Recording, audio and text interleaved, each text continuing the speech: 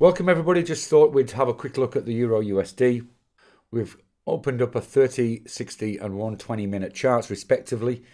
And if we look at the fastest time frame, first of all, our 30-minute chart here, we see that we've moved out of congestion into uptrend over the last 6 bars. We did have this wide bar earlier on, around about 3 or 4 hours ago. We've tested the top of that wide bar on this bar here, and it's really failed to hold it at this stage. We are in the top third of the wide bar, I guess, so it's worth keeping an eye on to see where this bar finishes up. If it does, then we'll finish in the top third and above the top of this wide bar. We may be game on for this as a potential entry. You'll see we've had green and white volume bars as the last 2 bars. The heat map's in bright green. If we move up to our 60-minute chart, it doesn't tick all the boxes. Yes, we're in an uptrend, but we've had that red bar there that is concerning. That's obviously selling volume over the last hour. When we get this full bar complete, then we may well get a better picture and be able to press the button on this. It is congruent with an entry with our slowest time frame, the 120-minute chart. We're still in uptrend. We've got green volume coming in the last 2 full bars. And of course, there's that high we saw not so long ago, which corresponds to this here. And of course, this pivot high here. Now, why the jump up? Well, we've recently had the weekly employment figures out, which have obviously helped the euro versus the USD to some degree. That fundamental news has driven us to have a look at this as a potential trade. Now, one note of caution, you'll have heard me talk before about being aware of where the bigger picture is. If we make this full screen and we change this to a daily chart, just for your reference. So there's the daily chart on the Euro USD, and we'll see these row of pivot highs here that we will just put a line on to show you where they're at.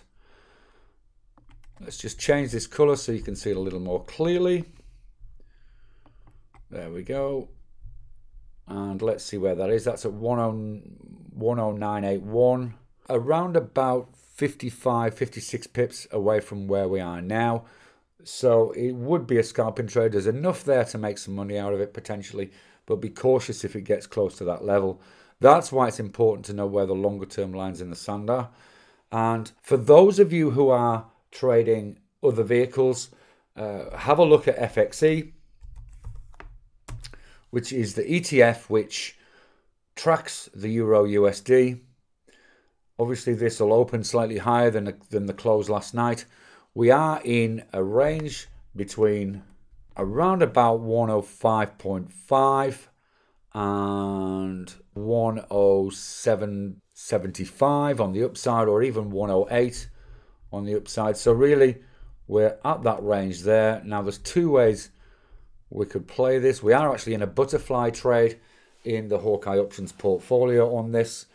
It's 105, 107, 109. So we've got plenty of movement within that range. That's currently trading at around about 200% return on investment. We could also play a credit spread underneath here if we see a move up to test that level of 108.